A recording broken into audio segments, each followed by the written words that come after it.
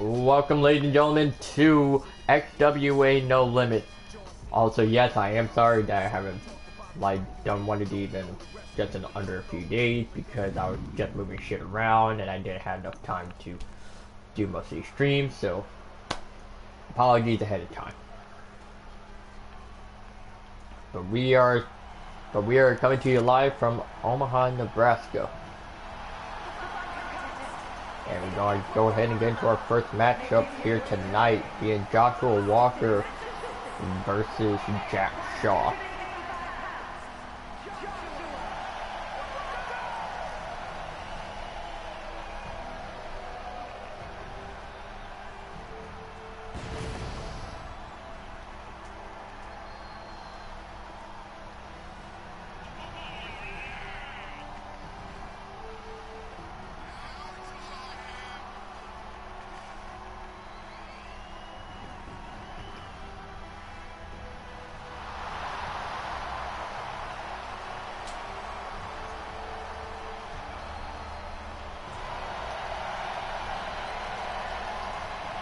As Joshua Walker making his name known inside the FWA No Limits ring.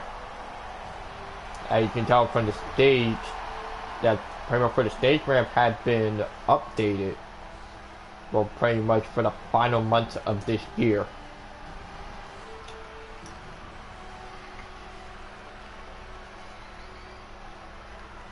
So pretty much that for Joshua Walker pretty much being the youngest son of Cassidy Walker. In which the thing is, the fact we never heard anything about him until last night kind of makes it seem like that he ran away as a child. But then you have an opponent like the Alaskan Jack Shaw. And of course, being accompanied by Nicole Sabian, well, the associate, let alone.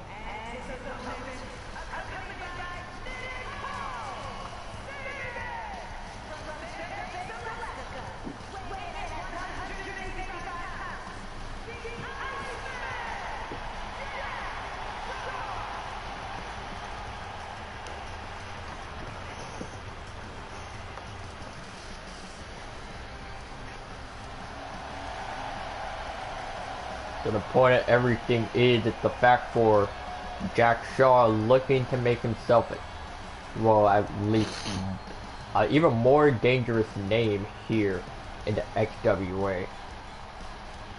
Almost looking to possibly follow in the footsteps of Steve Barron, just to name a few. Give me one moment.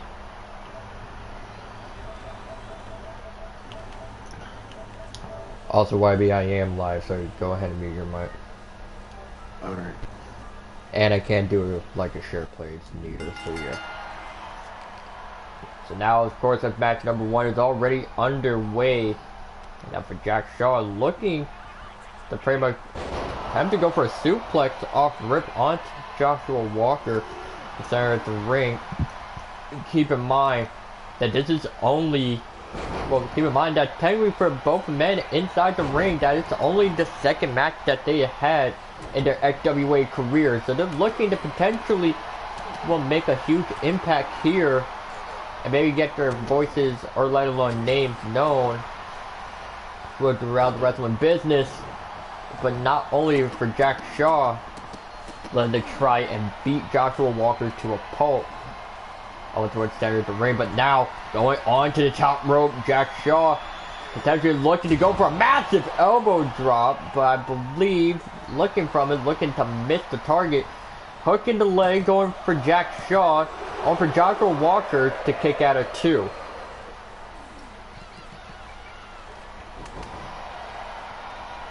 I just saw that Joshua Walker may have to counter out of whatever Jack Shaw was trying to go for outside of the ring.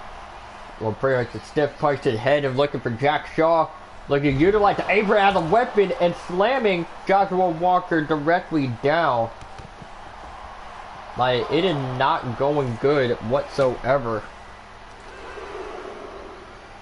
as I need to do something real quick. So now the fight being taken out onto ringside. And I will openly say this, that my honorable birthday is tomorrow. Now, will I do a birthday special type show? I have no idea. But if I do, then be on the lookout for it. And there, the belly-to-belly slam. Well, to Dr. Walker. You can see that Jack Shaw really screaming into the air. And now looking to put an end to this. And that being the polar bomb by Jack Shaw, a hook in the leg, and sending Joshua Walker packing up.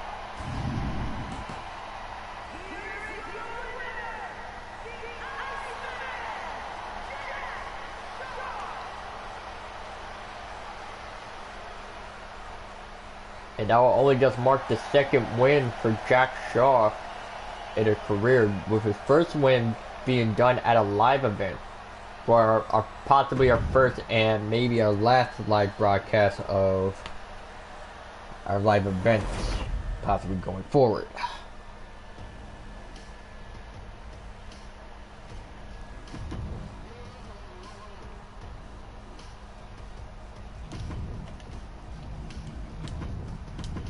And yes, I will say this, that Halloween Takeover Arena has been already made.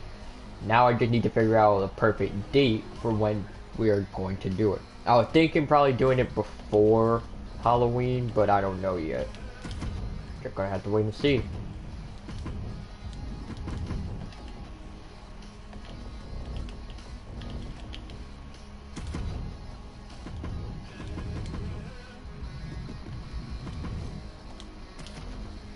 Alright, and our second matchup, well, of tonight will be Frost Walker going up against I want to say a semi-familiar face, but not really, and that would be Paige Bailey. So you guys do not want to miss this match whatsoever.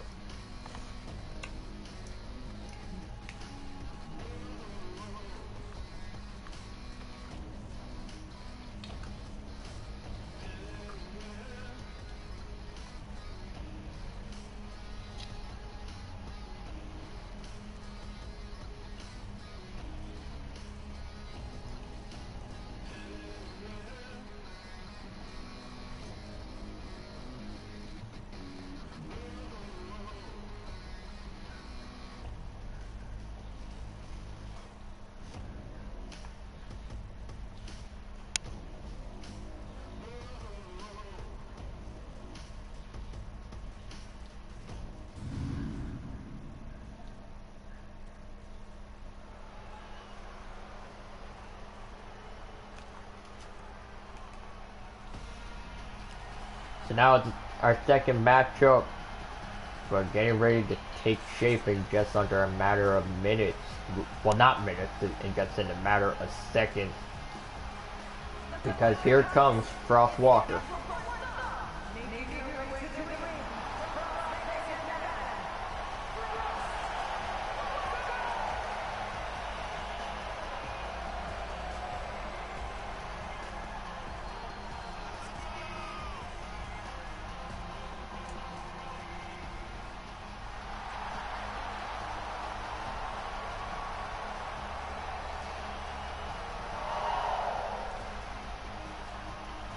For Frost Walker is ready for action, but the thing is, she has no exact clue of who her opponent is,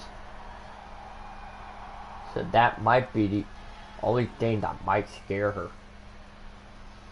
And probably the lights and the entire time trotter out for some weird reason. Okay, who the hell decided to mess with the fucking breaker? Oh shit.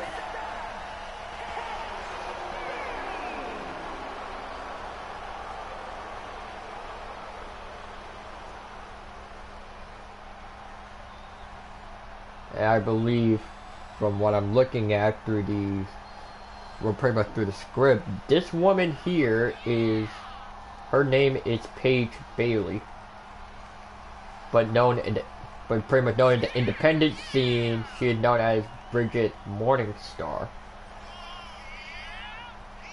And when I say she is kind of a familiar face, we don't know for sure, but just from like the dark and no type of emotion type look, we don't know what she is here for and what is her purpose. But I won't lie to you, from the commentary table, it's like I'm having chills being run down my spine. And we can sure tell you that for Frost Walker, you're kind of feeling a little bit of the same way. Because we do not know what is this woman capable of, and let alone her entire moveset. So it's going to be quite interesting to see how this match will play out between the two.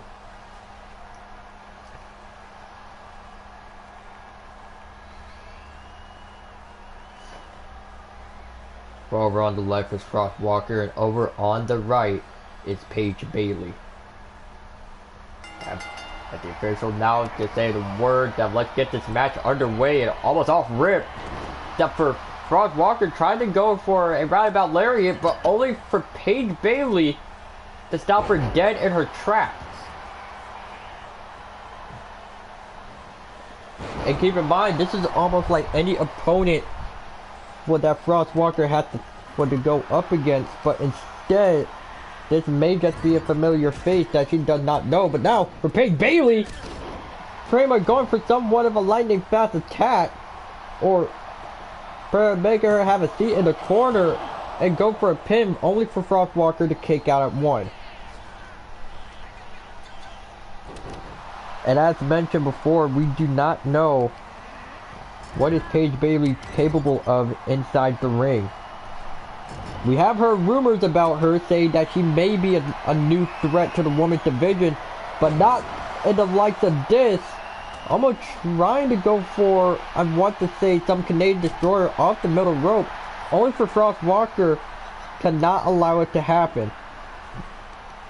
And now for Frost, pretty much looking to have a bit of an opportunity, a little bit of an open window. For looking to try and gain speed and take flight.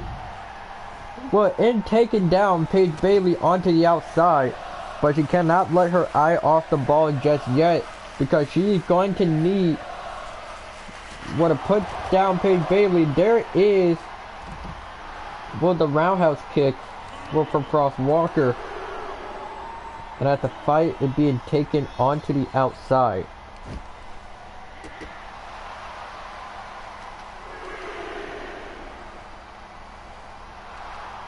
And obviously we do not know what is Frost Walker completely thinking of, or pretty much trying to figure out how she's gonna put away such a mysterious opponent. But there's the trouble in paradise, from Paige Bailey. But now lifting her up and slamming her directly back down with the powerbomb onto the outside. And I believe the ref count is at 7. And both women need to get back in the ring. Another power bomb. Head first going for Frost Walker into the barricade, but there is the tope con hilo onto the outside, and that will restart the count. For Paige Bailey, and pretty much trying to focus on the match and make sure she delivers the win. Like, we don't know, or, instead of saying we don't know, I'm just saying this, that Frost Walker does not know who she is going up against. Could it be like a ghost from her mom's past? Or could it just be a completely new face that she had never heard before? And that boy looking like massive body splash into the corner, but now, for Frost Walker trying to gain speed and going for a double shoulder tackle, putting down Paige Bailey.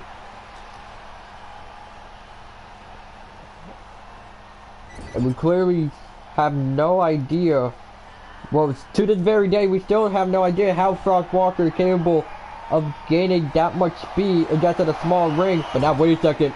And for Frost Walker, pretty much trying to go for a bit of a rebound drop kick, throwing the opponent to the corner and kicking them back into that same corner, almost like an add-on to injury.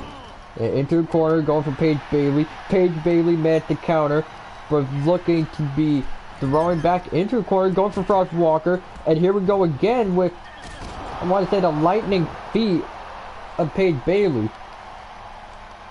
And the worst thing of all, we don't even know, like, her complete background. As it's literally the first time we get to see her in ring.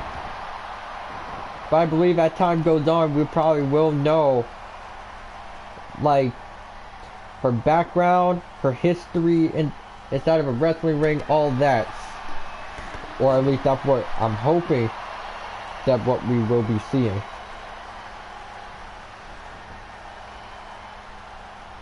Now for Paige Bailey.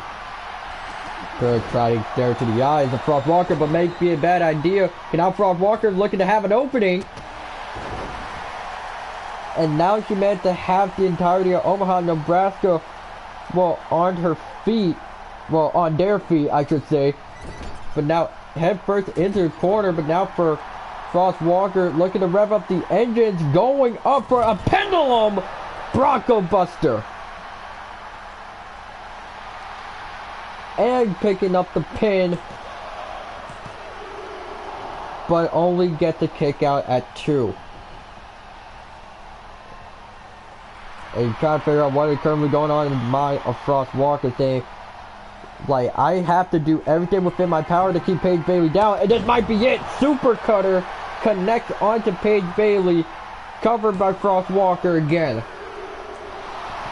And a kick out at 2.9. It's like Frost Walker cannot win this match regardless, but now Paige Bailey, on the other hand, will pretty much now have that look in her eyes saying that she probably doesn't have any intention to win the match, but looking to kill Frost Walker. And DDT done onto the apron next to the commentary table. And there's the knee to the back of the head, may cause a bit of head damage. Well, brain damage, I should say. But we don't know. But anything, I highly recommend we might as well just move away from the table. But here comes Frost Walker for a tope, but misses the target. And that will have Paige Bailey capitalize with a spinning Uranagi. I fucking choked on my own spit, don't worry about it. And now for Paige Bailey trying to lock in the arm out of ringside, only for Frost Walker. Will to pretty much get herself out of that situation. It is not looking good. It's back to the commentary table. Well, pretty much going for Frost Walker. But for Paige Bailey. They're pretty much trying to get a bit of a breather inside the ring, but only leaves for Frost Walker to pretty much have an opening and try and close the door on Paige Bailey. And you can hear the entirety of Nebraska trying to chant for Frost Walker. And now Frost trying to make a run to... Oh my goodness! And a point of Rana done by Paige Bailey, but as said before, that for Frost Walker trying to run to the corner, potentially looking to perform another super cutter, but it's not going to work in their favor. And now a sling blade. Well, for Frost Walker, looking that for Frost trying to finish off this match as quick as possible, that actually won't have to deal with this type of opponent ever again. But it might not be a good idea. Well, and now for Paige Bailey going for a cover on Frost Walker. But Frost Walker kicked out of 2.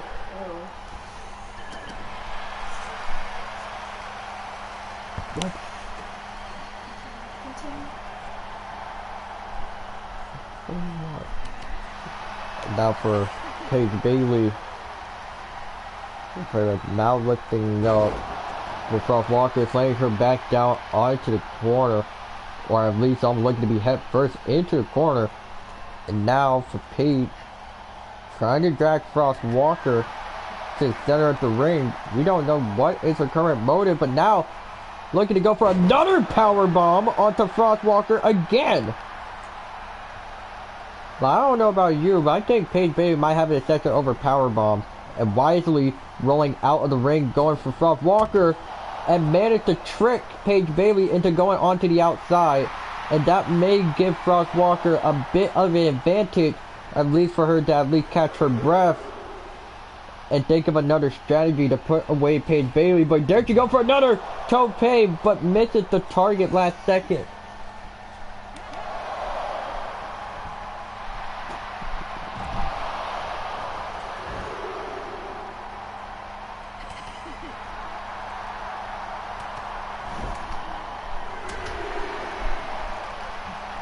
And now for Frost Walker being thrown into the corner. Well, no, not corner, into the stairs, I should say.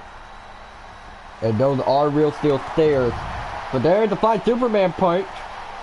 Well done by Frost Walker, and I don't know where she'd be pretty much still moving after the match. Okay, you can see that she is out of breath for just a little bit. After Paige Bailey getting back in the ring at 8. Well, into the corner now. Go for Frost Walker. Misses. Well, pretty much misses the kick. Go for Paige Bailey. And missing the springboard cutter. And that might give Frost Walker the opening. Cover now by Frost Walker. And almost an angered little kick out by Paige Bailey. And now Frost Walker pretty much trying to take a page out of Malachi Black's playbook, and that being the D end.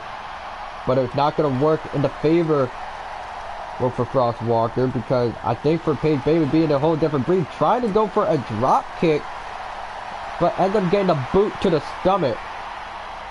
And now Frost Walker saying that it is over, and looking to do exactly that with the super cutter, connecting onto Paige Bailey. Cover now by Frost Walker. And Frost Walker gets the victory over Paige Bailey.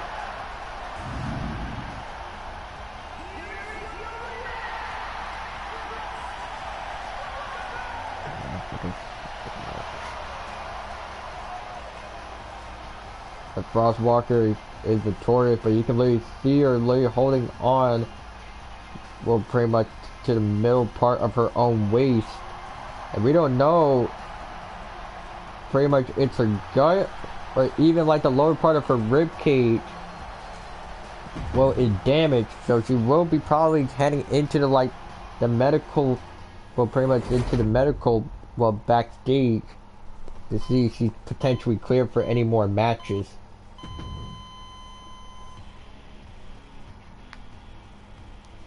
Alright, ladies and gentlemen, and now our third match for tonight will be contested, well, under a 4-way tornado tag team match, and it is for the #1 contender for the women's tag team championships.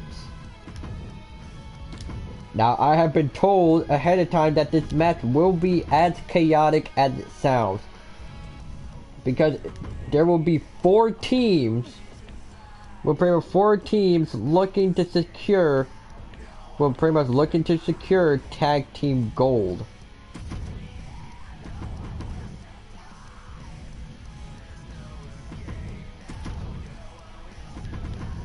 So when we say this match is going to be full balls to the wall and complete insanity, we mean it.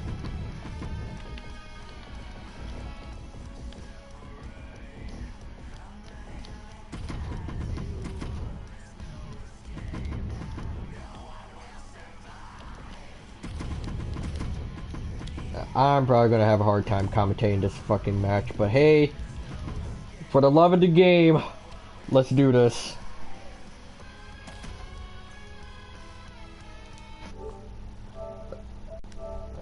And also give me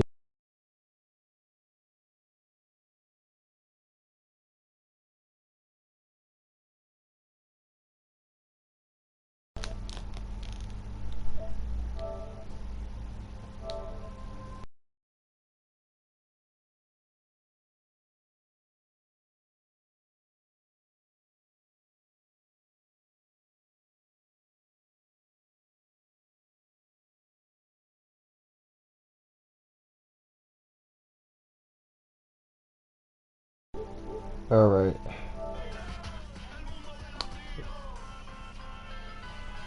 It also seems that we have global flagship. What happened spotted in the crowd.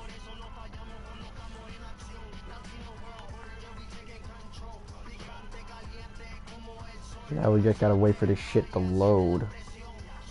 But for some reason 2K like to take their sweet ass time loading up like the type of matches that got a lot of people in it. Especially these matches for some reason. Like, if I want the type of Royal Rumble, it'll be fine, but matches like this, it'll take like the longest to load. I don't know why is that, but it is what it is.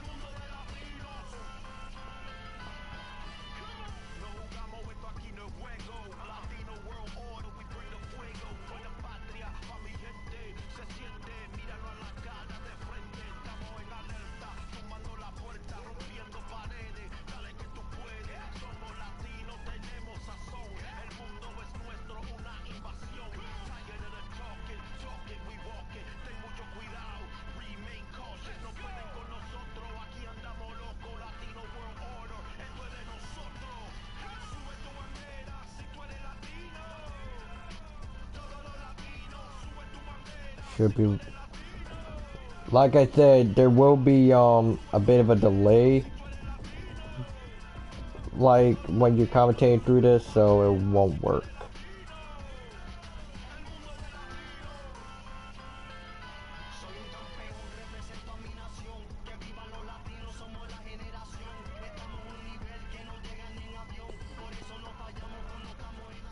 I may even have to restart my game, but I do not know.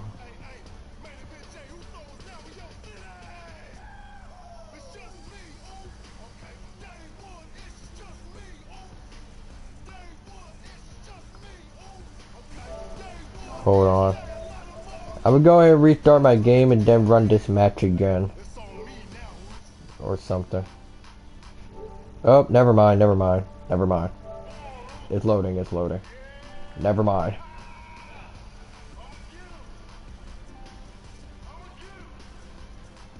Yeah, I know, I know. I appreciate the offer, most definitely, but yeah.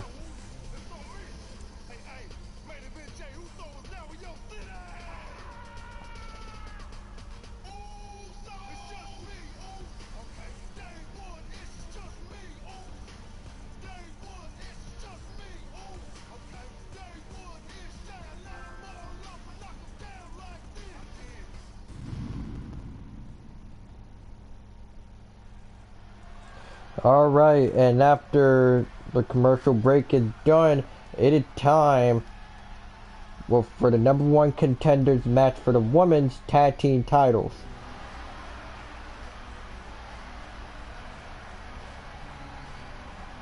And out first will be Flip Thunder.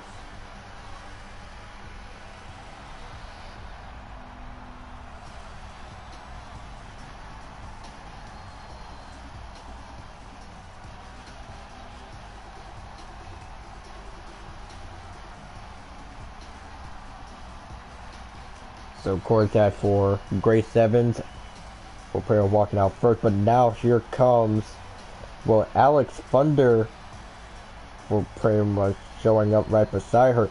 Now, as I did a vote on here, well, not that long ago, a lot of people have been saying online, saying that the one to look out for would have to be Flip Thunder, because when you put it into perspective, Grace Evans was only known for her high flying capabilities and also her being really short.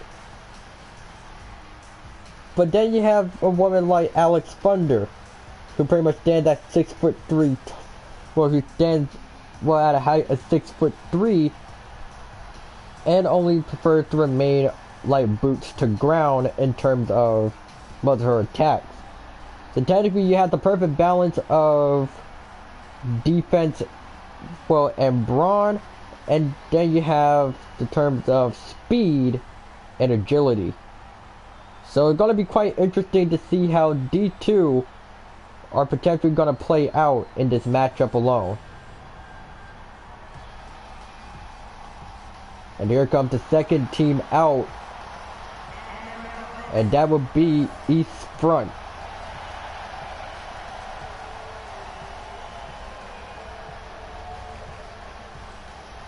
Now, of course, the team of East Front, that being Amber Blake. Well, pretty much that being for Amber Blake.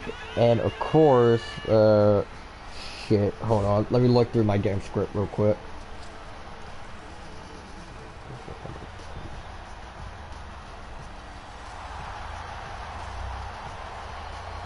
So technically, Amber Blake and Emma are pretty much known as East Front. And technically, they are ready, to see if they can get each other back on track to earn some tag team title gold, hopefully at Halloween Takeover. But they're gonna have to get through that. They're gonna have to get through this team, that being Dallas Carmelo. Well, pretty much that being Dallas Carmelo, and I'm actually clueless on who the other member is, but it'll probably click in for a second. But yes, that this is American Apex. Now usually the other team member would have been Carly Walker, but she said she wants out of the tag team after pretty much taking a shit ton of losses. But now for now, the Dallas Carmelo will be filling in the gap for the team, and now here come the last ones out.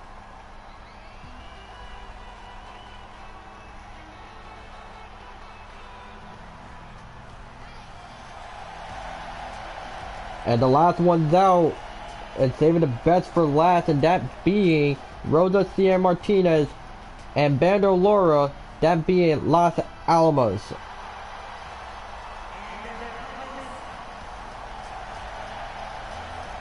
And in total, I think that pretty much makes three high flyers in this match, if you're willing to count Grace Evans.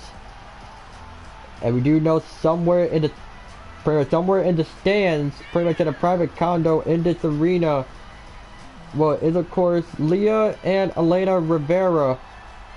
We're pretty much watching this match in the stands. And they will be and yes, we did say it, and they will be watching this match very closely. But I've been told that the one that they are afraid that they're potentially going to win is Alex Thunder. And I say good luck to the official trying to gain control of this match, because here we go. And hopefully as things calm down, I'll be able to commentate this matchup. But honestly, I think as chaos ensues, I think we might as well enjoy it. Almost like a literal mosh pit in here. But now there's business control in ring, as you see for Dallas Carmelo and Everett Wolf trying to gain control of the matchup. Now for Rosa Cian Martinez will end up throwing Ava Brooke into a corner. As I'm looking at for American Apex, trying to gain everything within their control. But for a second, you can see that for Alex Thunder, now lifting up Rosa Cian Martinez and dropping her with the entire chest first, but it goes for a standing moonsault, only for Everett Wolf to break up the pin. And now currently East Front against Flip Thunder temporarily as of now. And now for Los Alamos are back onto their feet. And so the other two members of both East Front and American Apex. And currently starting in the ring, that being Grace Evans. Everett Wolf just kind of being put into a corner. But a suplex pin by Amber Blake. And given the fact that this is a four-way tornado tag match, weapons are legal, as I forgot to mention.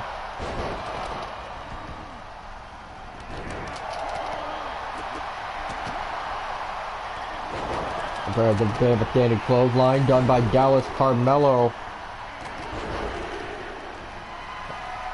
And that for Ava Brooke outside the ring, now adding a steel chair into the matchup, only to be stopped by Alex Thunder. And keep in mind, whoever wins this match will become the #1 contender for the Women's Tag Team Championship for Halloween TakeOver. So pretty much all 8 of these women are literally giving it their absolute best and making sure at least for one of the teams leave will pretty much with an opportunity within their way. So back down the ring now, go for Everett Wolf, but now being taken up and put back down by Grace Evans. It's almost looking at Grace Evans and pretty much taking most of the fight, while Alex Thunder and Della Carmelo are doing absolute war outside of the ring. Now, of course, the dream match that was set by most fans, that being Della Carmelo versus Alex Thunder. And I think we're getting a little bit of a preview of that match now. But I believe with Alex Thunder maybe down and out, but looked like she managed to get back up. Notice that how her arm got twisted by Della Carmelo. But wait a second! And now for Alex Thunder, now using the candlestick to her advantage. Meanwhile, back inside the ring, now for Ava Brooks taking a bit of advantage onto Bandoloro. And that did not allow people in the ring. Well, a pinfall could be made here at a moment's notice. And looking that Ava Brooks is looking to do exactly that. So going for the recoil. Well, not sure if that's the recoil, but cover now. Going for Ava Brooks. And East Front are your #1 contenders.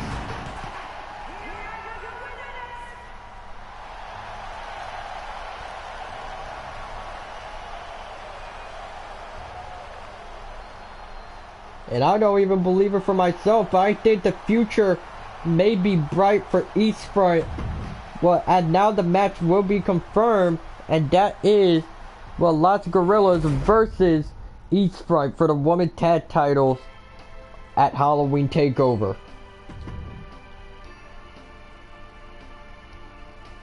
But the question is, what does it mean for the 3 remaining teams?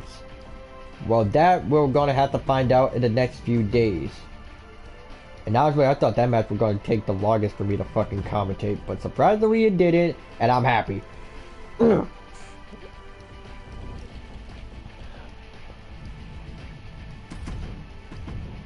Oh, wrong outfit.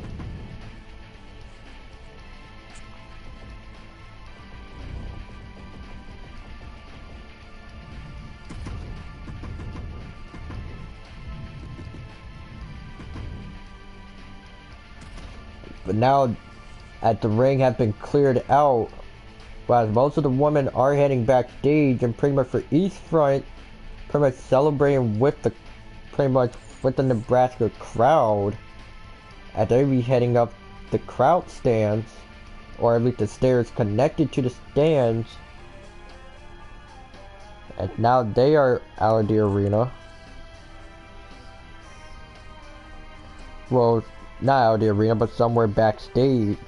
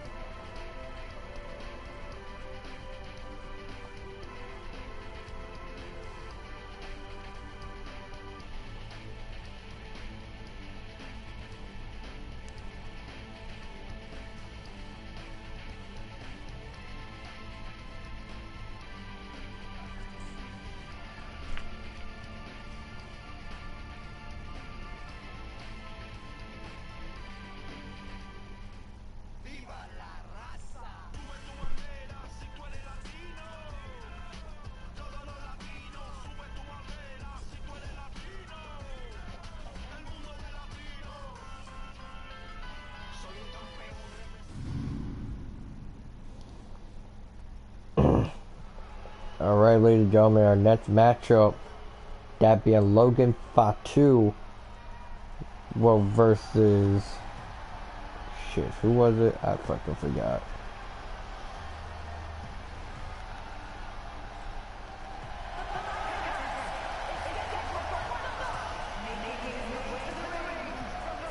Honestly, it doesn't matter what you deem your promotion, to be honest with you. Because you can go off what you think makes you happy. Whether you want to go off of ECW, AEW, WWE, or hell, even a fucking, well, like, independent scene type of promotion, you could do that. It's completely up to you, and I have no other advice to give you. I know people that can give good advice, but me, when it comes to giving advice for starting other promotions, I got nothing, unfortunately. But anyways, ladies and gentlemen, here you see the Samoan Honey Badger. Well, no, not Honey Badger, the Samoan Greyhound. That being Logan Fatu.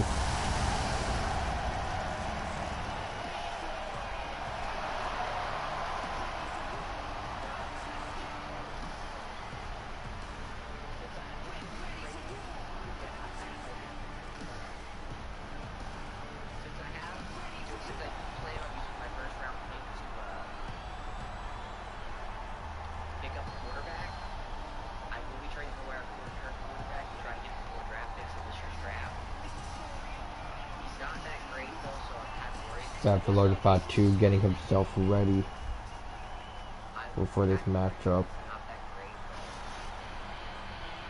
And would you look at this? Is that who we think it is? I mean, since Sky had came back in a live event, it's only right, well, that he returned as well. And that is Shane Dillon.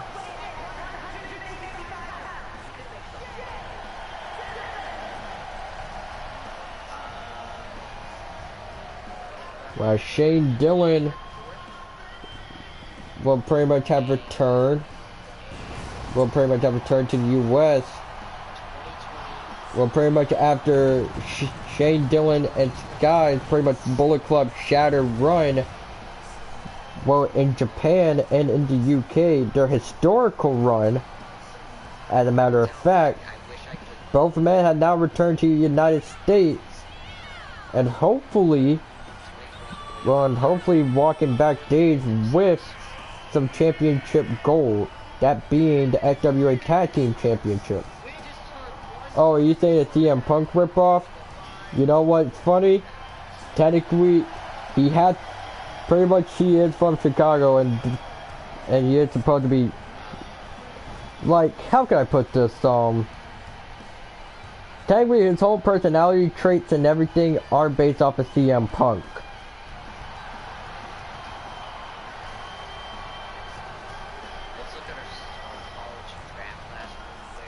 So yeah.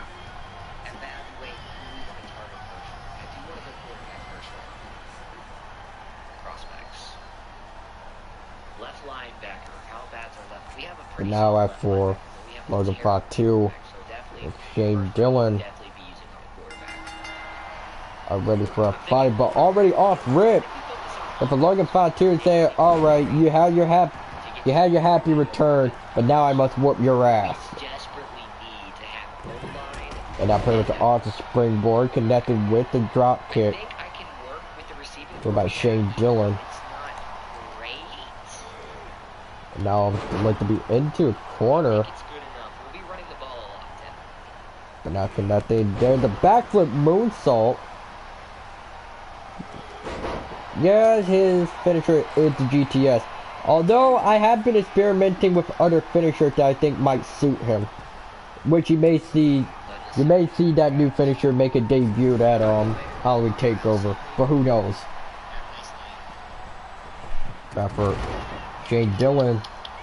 Now we do understand that technically during Shane Dillon's run in both the UK and Japan, he had been, I want to say, criticized online for him pretty much doing gimmick infringement, like stealing like gimmicks and shit.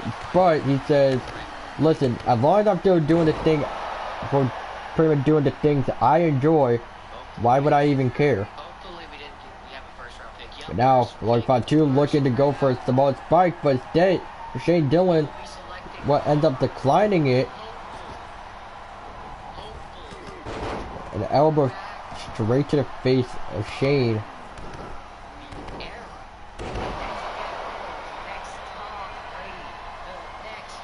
Now for Logan Paul 2. For Logan, he's not a stranger. Well, he's not a stranger to when it comes to taking extreme risks, and pretty much managed to have it all pay off in his efforts.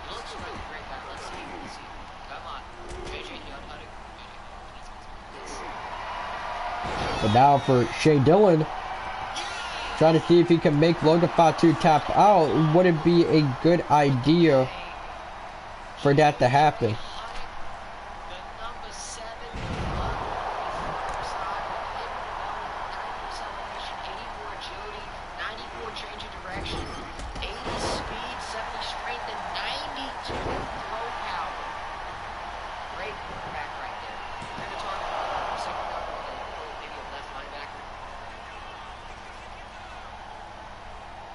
Honestly, I was thinking of using a sharpshooter as a finisher, but I don't think it would probably look cool. But then again, I'm up for suggestions. Okay, they would slam onto the back of the apron. So we need a strong safety and left linebacker. Why should I go on Twitter? Strong safety. Ooh, early round projections. Now at the fight being taken to the outside between Samoa Greyhouse and the problem child.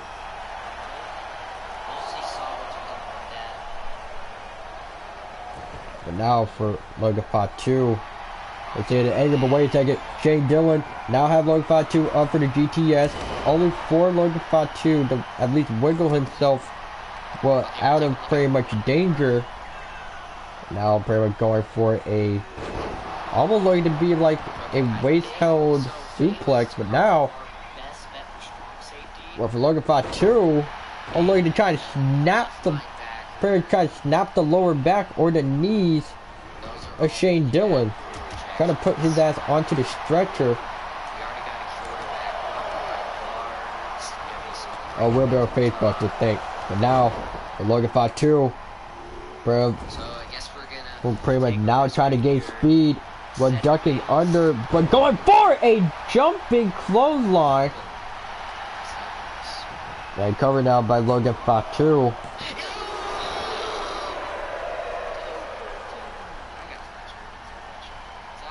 So now for Logan Paul 2, we're pretty much understandably pissed off at Shane Dillon, saying that you should not kick out, so you should know who the fuck you are fighting. We've done really well with the track so far.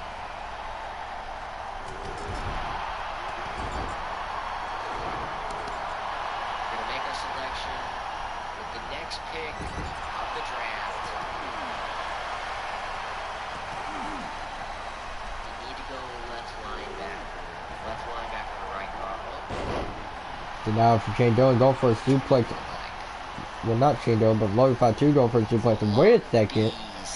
Now for Cedric Alexander, some reason coming out here in Nebraska. But I might leave an opening for Shane Dillon to try to get the roll up onto Logan Paul 2, only to kick out before 1. And now Logan Paul 2 is now 100% pissed off. But there is, I want to say, the snap power slam. And now for Logan Paul 2, they're saying that you can bring in all the help you want, but it won't stop me from kicking your ass. And we do not know why Cedric Alexander trying to get himself into the ring, trying to pretty much get himself ejected on purpose. Now for Logan Paul 2, almost looking to connect with a heavy, and almost get the 3 count. We're on to Shane Dillon. And some womp-womps here. But all of that for secondary though for Logan Fatu try to turn his attention to Cedric Alexander and purposely try to get him out of the ring. But it is not looking good. So Logan Fatu had a suplex going legs first into the turnbuckle.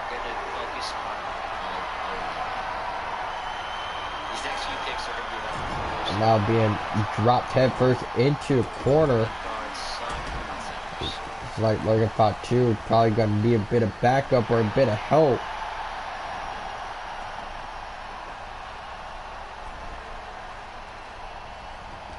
Solid stats. So now it's like that for Logan Fatu. They had to put in work, try to go for another Samoa spike, only for it to be countered.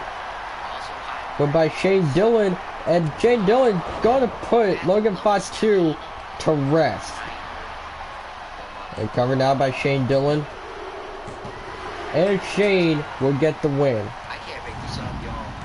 I can't make this up. I can't make this up. 3 hidden development players out of 4 picks. So welcome back Shane Dillon to the XWA. H-O-T hot.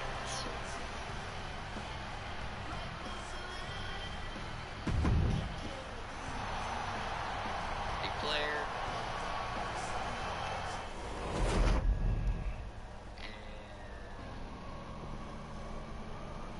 So we got 3 more matches. Well, no, 2 more matches before co-main event. Just as intended.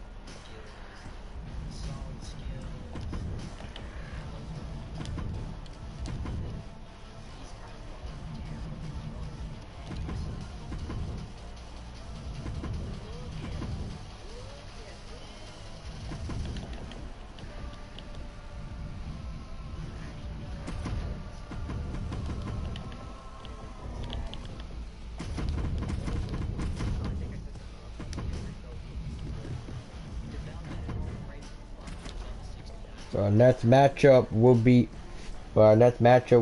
Corey Porter, well, going up against the Vengeance Day, being led by Noah Miller. And I'm not sure, is it a good idea for Corey to go after the Vengeance Day, because pretty much knowing the 3, or let alone their leader,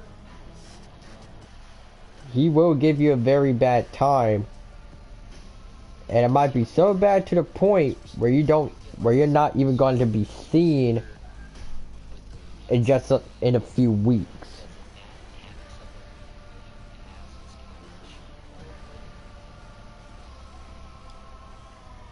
And who knows, that for Noah Miller may be the man responsible for the reason why the Mob, for those that don't know, the Mob is a woman's trio, containing triplets. For those that live under a rock and don't know the full history of the XWA, technically, Noah Miller, being accused of the person behind, pretty much behind the fact that the Mob have went missing.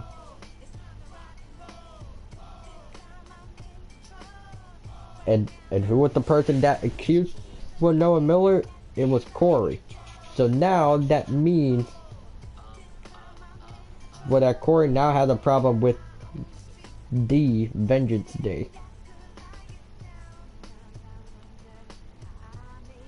So it's gonna be, well, I wouldn't say interesting. It's probably gonna be like a bit of a nasty display of what the 3 men can do to just only one opponent. Big selections, big players. Oh shoot, Soy's got a call. That's nice.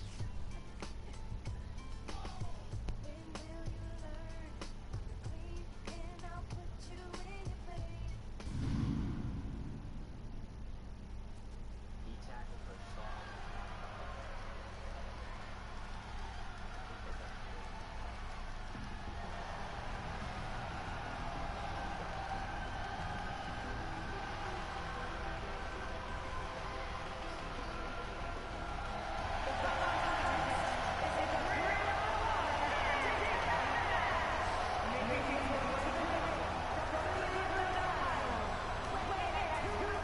And here comes Corey Porter. Will pretty much make their way to this very ring. But Omaha, Nebraska.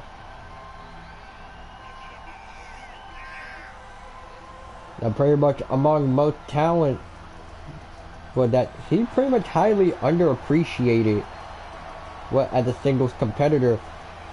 But that doesn't mean that, well, technically it would mean that he's probably not going to make it to like the top of the food chain, but he probably is going to be more likely like one of the best mid cards in XWA.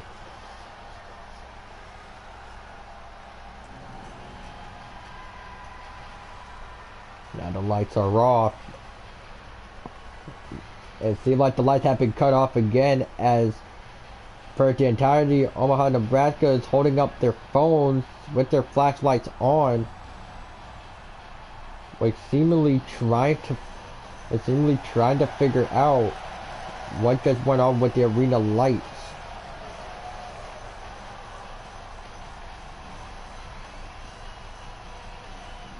Yeah, I believe it's only one answer.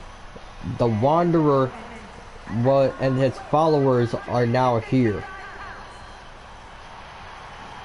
As the Vengeance Day has arrived in Omaha, Nebraska.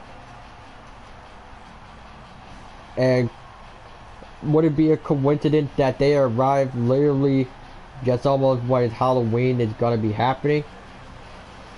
It's all like October is their month to conquer. On the right is Cage, and on the left is Lance Phillip. Pretty much what another underappreciated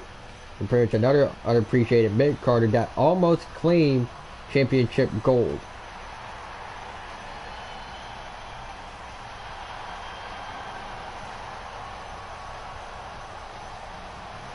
You can hear the entirety of Omaha, Nebraska cheering for a Vengeance Day. It almost seems like the three are over in Nebraska, because the fact is that in the independent scene, these three have actually fought each other in this very state. Now we can't promise you this is the same arena that they fought each other in, but that's where they actually end up meeting each other. So it's kind of like a bit of a homecoming for these three gentlemen here. And what will it mean for Corey? Bad news. Very bad news. And now the match official is starting off this 1-against-3 handicap match will be Lance Phillip. And keep in mind that for Phillip, that he does have just a tiny bit of history with Corey Porter. In fact, he was technically the one to train him for a short period of time, but tag mate. And now here comes Noah Miller. I want to say the healer of worlds, rather than being the leader.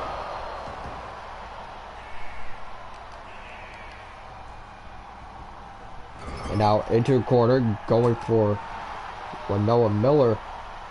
But for Noah Miller, now managed to get himself out of the situation and going for, I want to say, a twisting neck breaker. Speaking of neck breaker, the WCW pack is going to be coming out next month, and I'm definitely going to get it, because there are some moves that I want to put on my character for the longest time.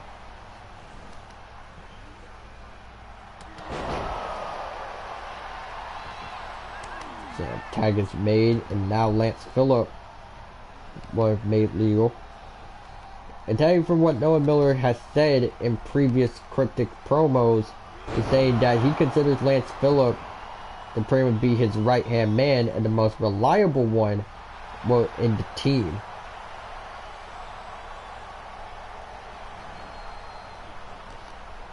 Can you consider the sergeant at arms at the most part, but there is the underhook Samoan drop by Corey Porter.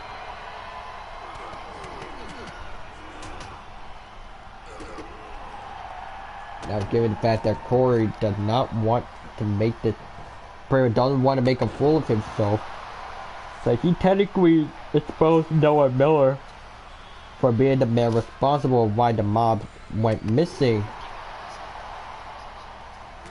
Well, it kind of seems that for Noah Miller is saying to Corey that they are not the victims. Besides, we don't even know who the fuck the mob is. And to clarify who we have think are gonna win, we do not know. Also, I'm actually curious on something. Okay, so I can use free camera and handicap matches. Cool. So now for Corey Porter. Now putting Lance Phillip up.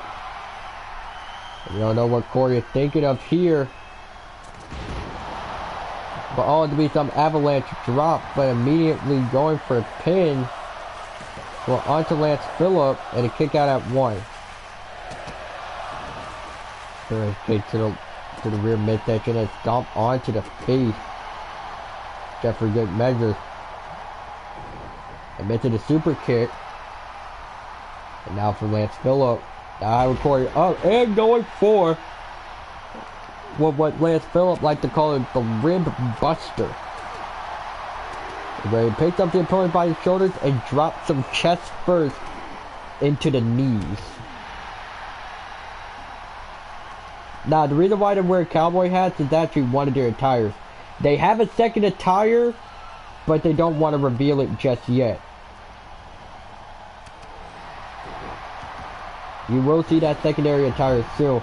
And out goes for Noah Miller for being on the receiving end of the hot shot. And Corey is literally just trying to count.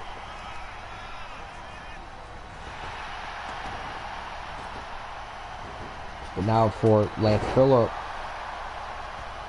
Brings on the receiving end of the elbow from Corey.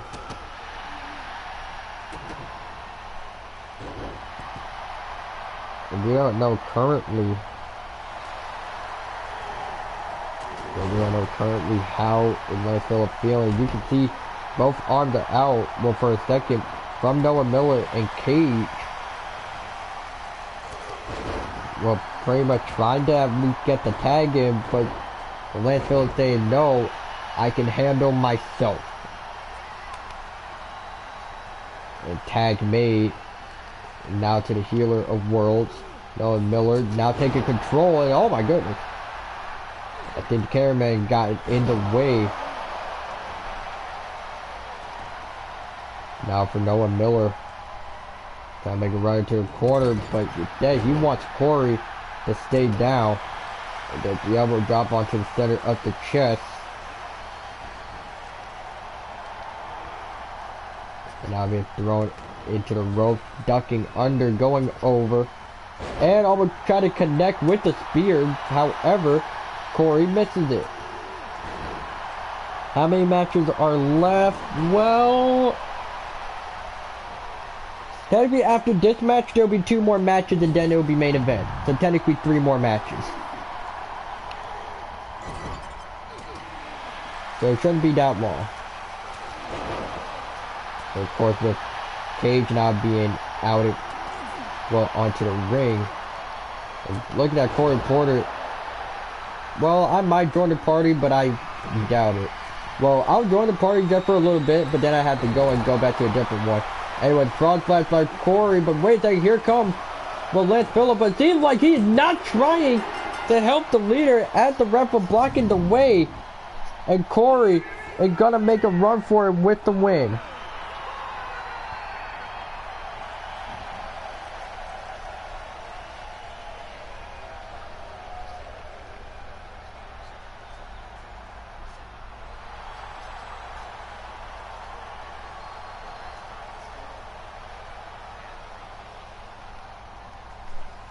That Corey Porter is saying that he have honored his word, well, upon literally ratting out people that have been accused, when pretty much just constantly doing something. Oh, Mario, I'm not doing this shit in universe mode. If I did, a whole ass brawl would have probably broken out by now. Which reminds me, In the next 2K game, I will be doing a universe mode for the XWA. So, it's coming. Don't worry. I know a lot of people have been fucking asking me to do damn universe mode. Problem is that, well, the reason why I don't want to, because number one, it is an absolute pain in the ass to set up. Number two, I had to set up all the rivalries we have currently going on right now. And most of all, I had to put championships on people that never won them. Which is why I'm currently bound to crown some champions so that we can get that out of the way so I know who is champion and who is not and who can fight for it. So now, into our third match. Well, yeah, I know, but take it from a person that pretty much has no interest in setting shit up, and I just want to be able to get in and get the shit going. Another thing I was thinking about is using universe mode for pay-per-views only. I was thinking of doing that so that you can get some exclusive shit happening only at pay-per-views and not normal shows. That's what I was also thinking about. Thinking, nah, it pretty much wouldn't make sense. So I'm like, fuck it, I'll just do all that shit in the next game.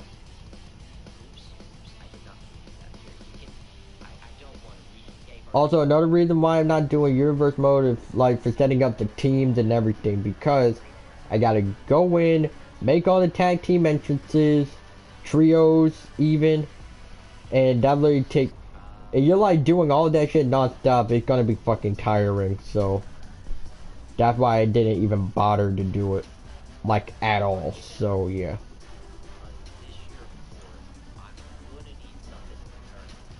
So that's my current problem as of now, so.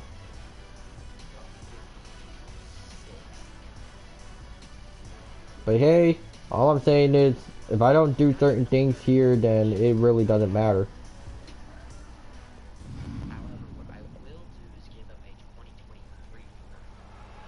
Yeah, I do know there is and everything, but I just don't feel like it. Anyways, on to our next match before our co-main event.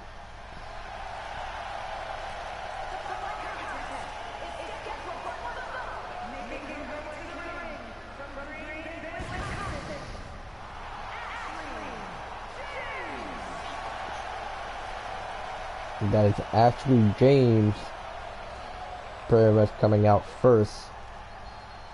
Now, according back then to Ashley James, or pretty much by her shortened name, AJ Punk, pretty much looked completely different to how she looks now. But yes, ladies and gentlemen, that is the same person you are looking at.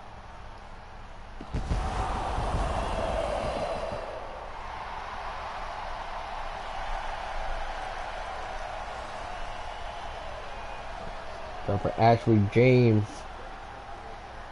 we're ready to put on one hell of a show tonight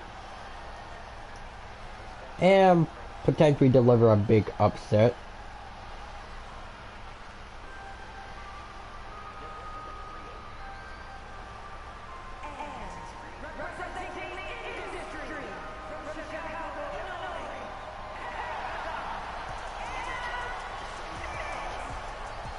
And here comes Paragon AS. And you can actually see her wearing the Undisputed Legacy shirt. But I don't think that team is still existent anymore, but who the fuck knows. I mean, she chose to wear the gear because she thinks it looks cool. It surprisingly does fit her.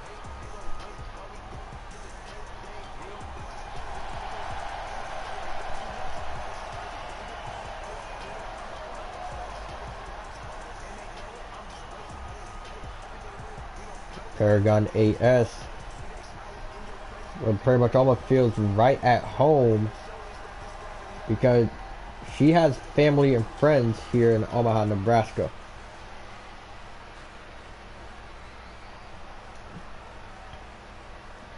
Now, at this match is getting ready to be underway, and now the match is official, and here we go. And now for Paragon AS, trying to use a bit of her strength to try and pretty much overwork Ashley James. And pretty much to the absolute fullest.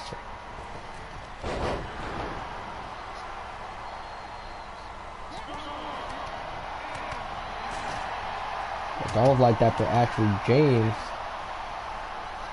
The pretty much doesn't want A to end.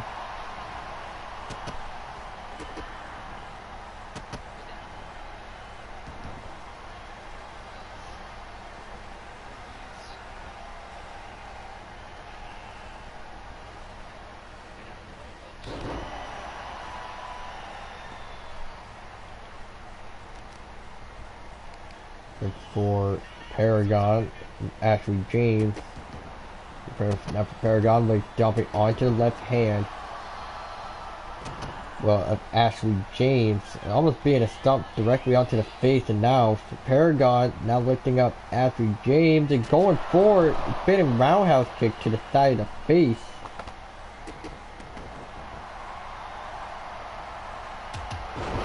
And Superman punch connects.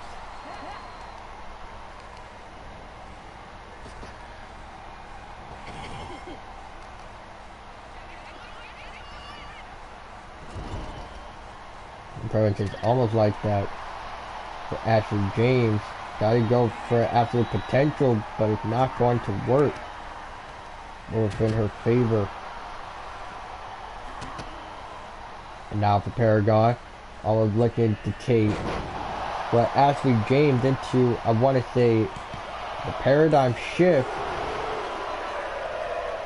I think that was one of her moves. She called the paradigm shift. But now, Ashley James might be in trouble. Paragon is probably going to go again. But instead, well, doesn't have enough arm strength to do so. It's seeming that Ashley James might have just planted herself onto the mat, not letting her being lifted up. But by a woman that is supposed to be healed. But wait a second. Now he's slant back first. I'm looking at for Ashley James, looking to finish off. Well, Paragon, but Paragon doesn't allow it.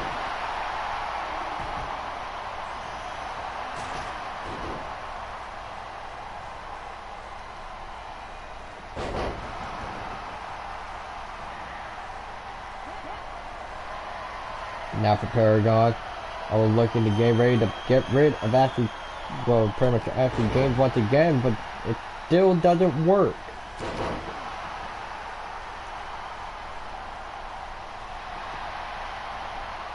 Like, what can she do? Well, pretty much to secure victory.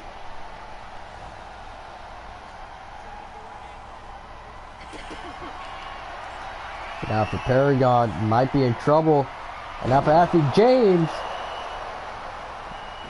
we're now going for the AJ crash land. Or as she just said, is crash landing.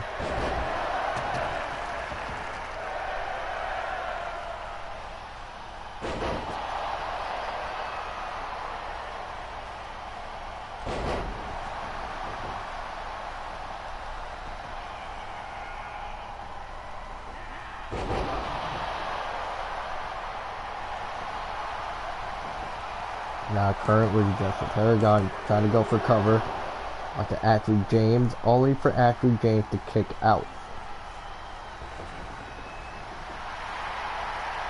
That's a Paragon. I'm looking to try to celebrate too early. Or for Ashley James to pretty much take it into consideration. And surprisingly missing the knee drop. And Paragon couldn't connect with a flying Superman.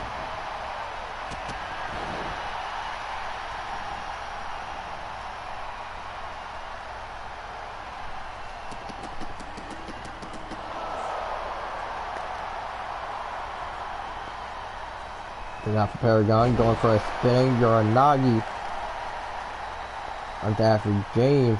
Before slamming her, well, head first back into the mat.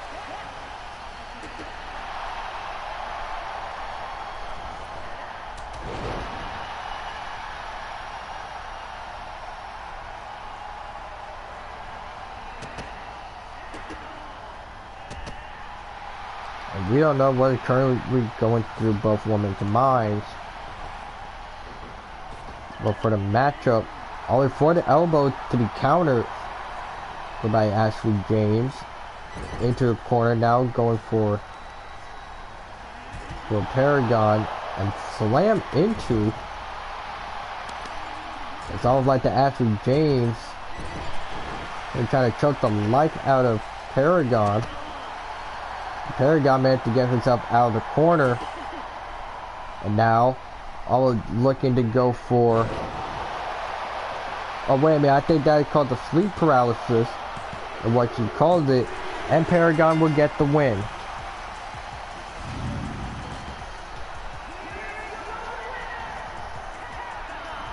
And Blue is once again late. Wouldn't be the first time.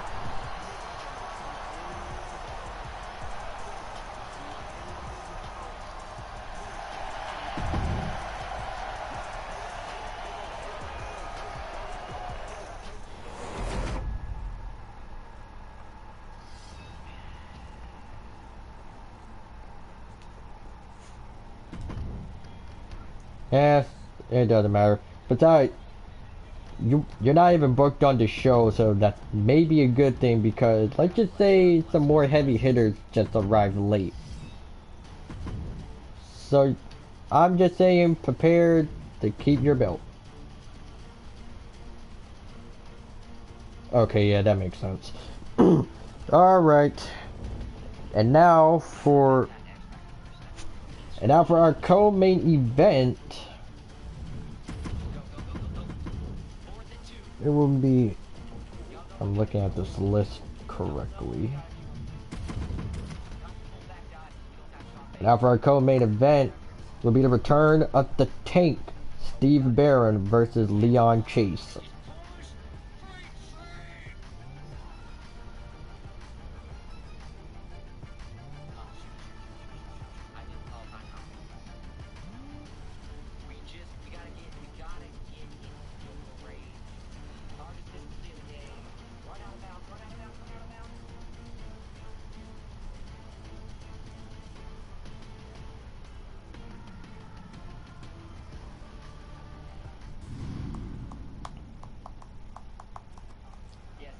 Until this very day, we still do not know who will be Mr. Blue's opponent, well, for Halloween Takeover. But hopefully, it will all be revealed in the next coming weeks.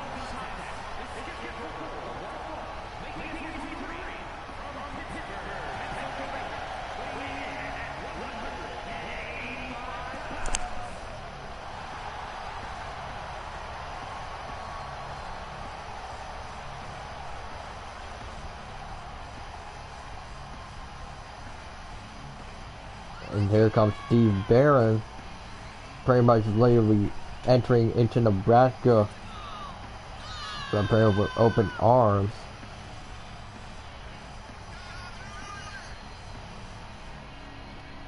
If I remember correctly, therefore, Steve Barron used to actually play quarterback, well, for the Nebraska college football team. Now, we don't know if that's actually true or not, but that's from what he is saying.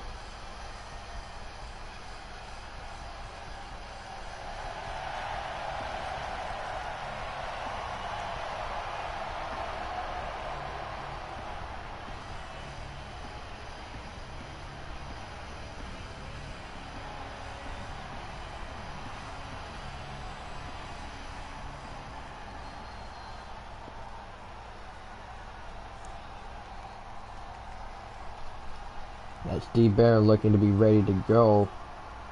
And again, who the fuck is turning out the lights in this fucking arena? It's getting annoying.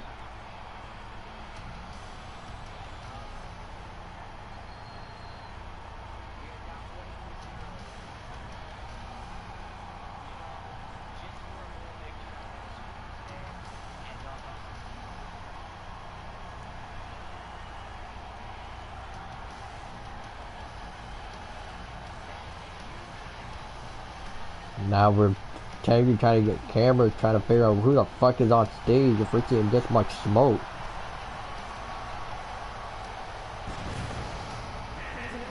And here comes Leon Chase.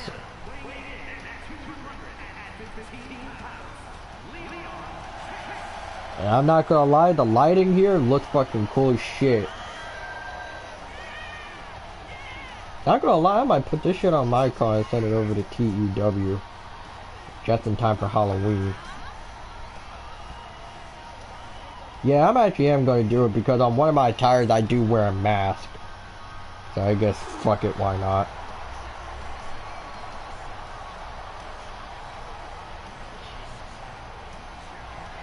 And yes, Leon Chase is getting an updated entrance later down the road, so that's going to be interesting.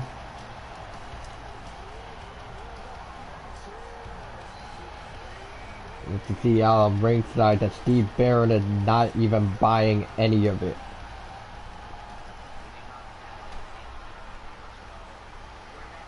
Like he's unimpressed.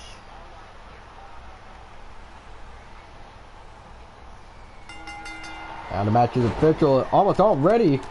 Leon Chase going for a takedown. Well, on Steve Barron. And immediately trying to get a cover onto the tank. But seeming not to do anything within his favor.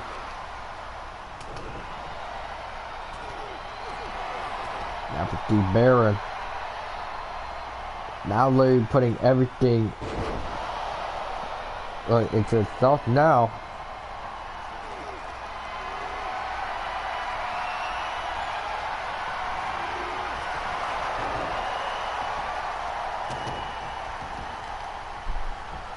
And now for Leon Chase, and Larry getting the works.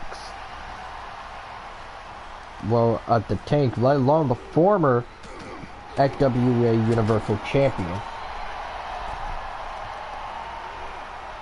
And I was over the top rope. Well, for Steve Barron, it is co-main event, mind you. We'll see that for Leon, trying to get himself out of this situation almost entirely.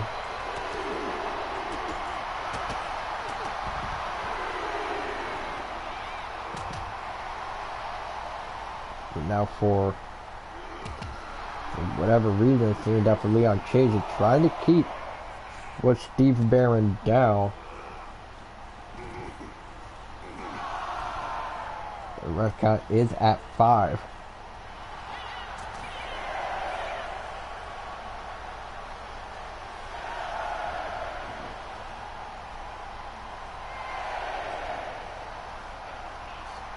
The ref count is at 8. And Steve Barron gets back in before 9. DDT done by Leon Chase.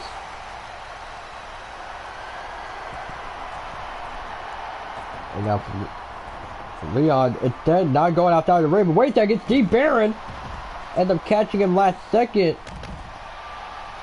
And now managed to implement enough damage.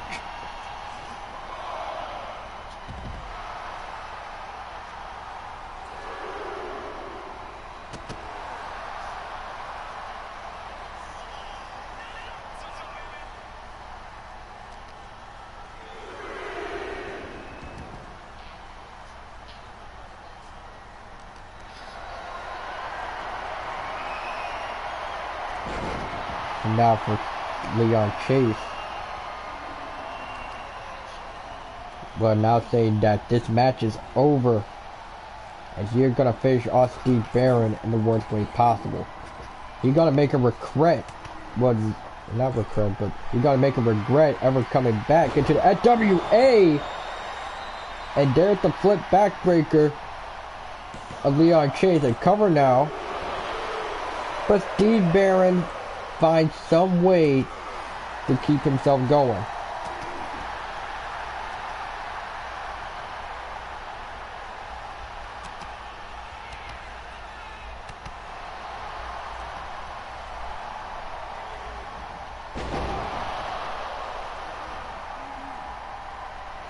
And I think that Steve Barron might be cracked wide open here, but I do not know.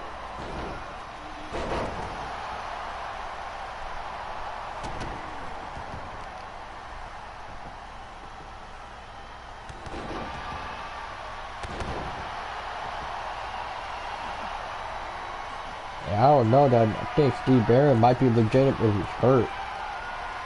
And now for Leon Chase going onto the top, going for the elbow drop. On for Steve Barron to get himself back up and continue to fight. No matter if he is missing a few ribs, but pretty much either missing a few bones holding up his rib cage. There's the headbutt, giving him at least a bit of a taste of his own blood. But now, for Steve Barron, it's looking like he might have just met his match in terms of Leon Chase. And hooking the leg, going for Leon Chase, on for Steve Barron to escape.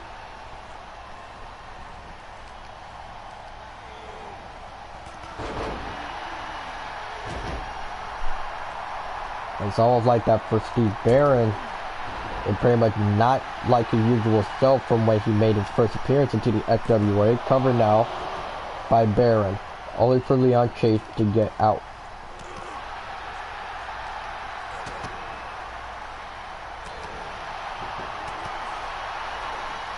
And it is not looking good.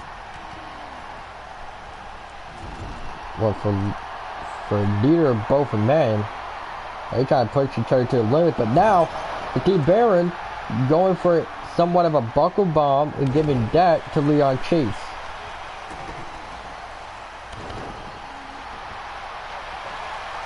And cover now by Steve Barron.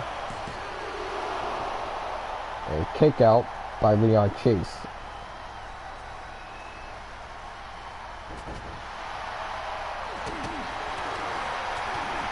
And now for Leon. And try to fire back up all the engines and even stealing Mr. Blue's finisher, the one-winged angel, onto Steve Barron. And cover now. At the ref not doing what it needs to be doing. But instead, the ref decision is the it's final as for Leon Chase get the victory over the Tank.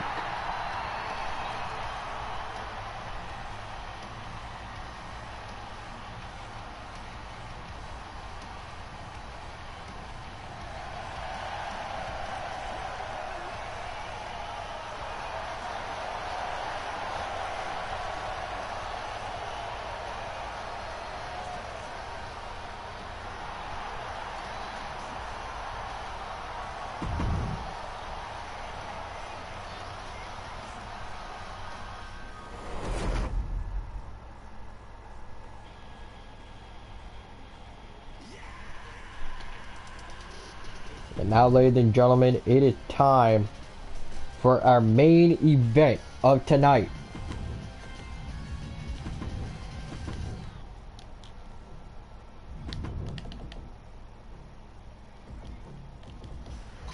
While both men have been looking forward to fight each other in a long while.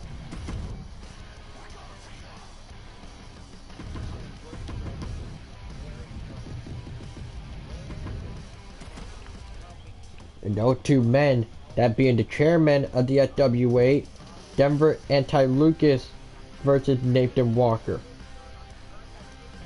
Now the reason why he's saying he is, now the reason why Denver Lucas is saying that he is the chairman, and technically he has somewhat of an ownership to the company. But is that true though?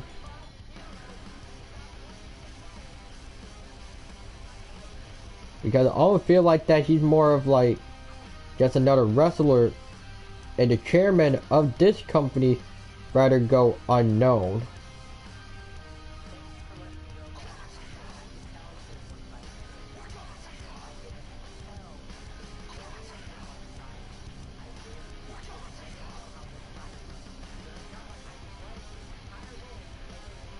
And also to keep in mind that not only that this fight is happening, but also that for Anti, he is still, well, he has won the Gauntlet of the Immortals match in the past, meaning he does have like an opportunity to literally challenge, well, pretty much either the heavyweight champion or the universal champion, well, to a match. And he has a, and technically he's gonna have that opportunity until November 22nd. He has until October 25th to make that decision on who he wants to fight for the belt. If not, then his opportunity is over.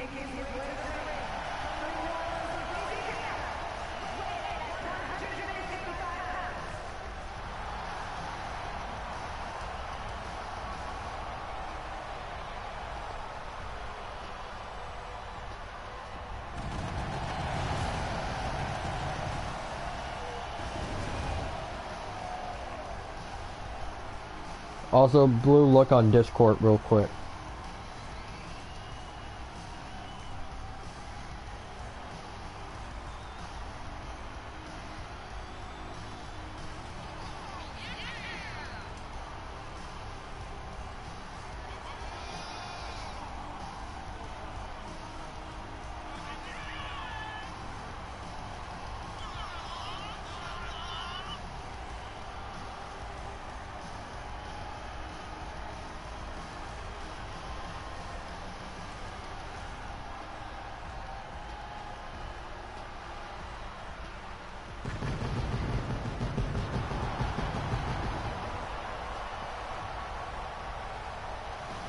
That for Anti,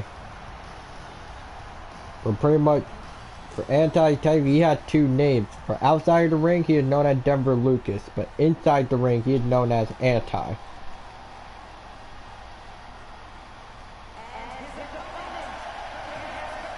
And here comes the anti-hero, Nathan Walker.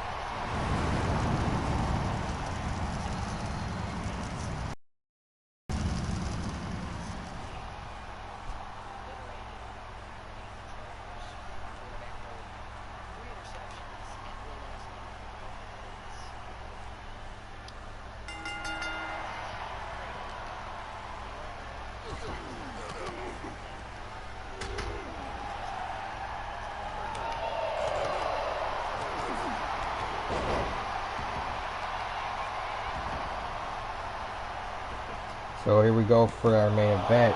Almost already, after Nathan Walker tried to get the pin on Anti.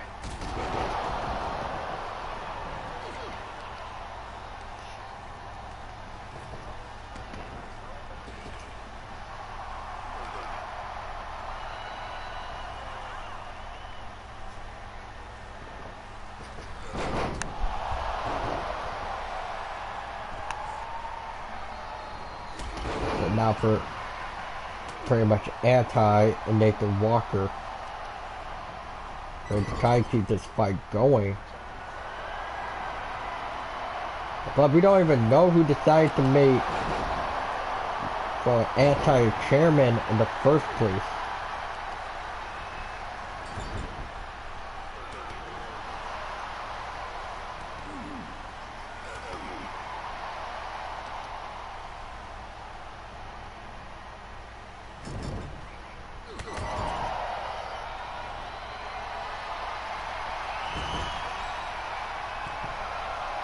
Now for Nathan Walker. They're now getting ready to put, like, risk, or at least getting ready to risk it all, going for an avalanche Spanish fly.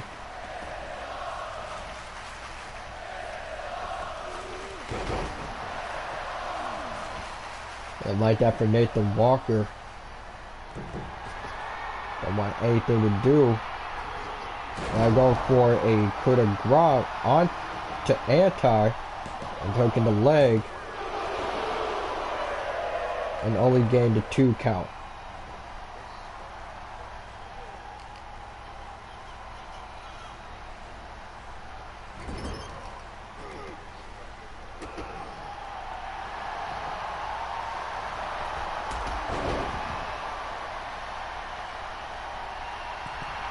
And now for anti.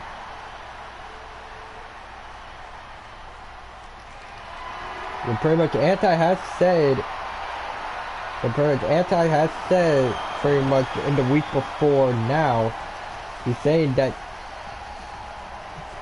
Well, he's saying that he is not. Well, he doesn't want to be considered chairman anymore because he said he's gonna step down and be and actually prefer to wrestle more occasionally or whatever. But seeming that for anti called backup and calling in Austin Theory. But right there, here comes Nathan Walker as he is not having any of it.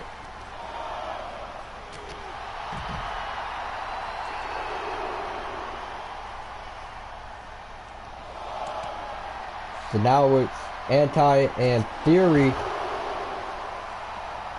But now for Nathan Walker, we'll literally say, shoot the man laughing now. While you go ahead and rely on trying to get people to help you, I'm just be over here showcasing my high-flying talent, and I think that for Nathan Walker, had probably just made himself a literal fool to himself.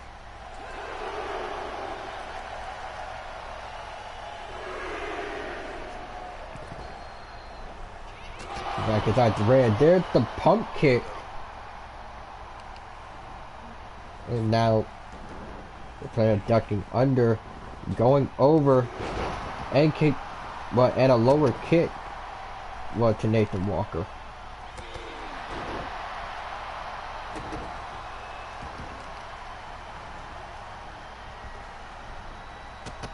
Now for anti, can finish off Nathan Walker as he pleases. And all looking at for anti looking to do exactly that. So connecting somehow with a drop kick and going for cover.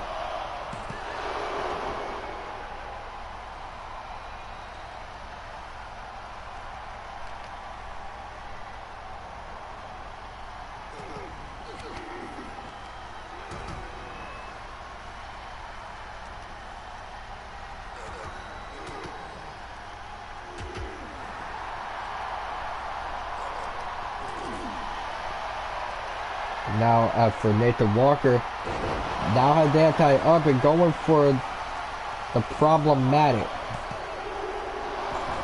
and almost gets the 3 count. With a top rope moonsault done by Nathan Walker.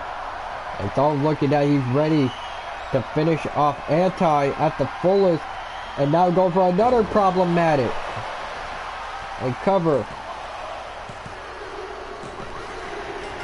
And Nathan Walker will get the victory over anti.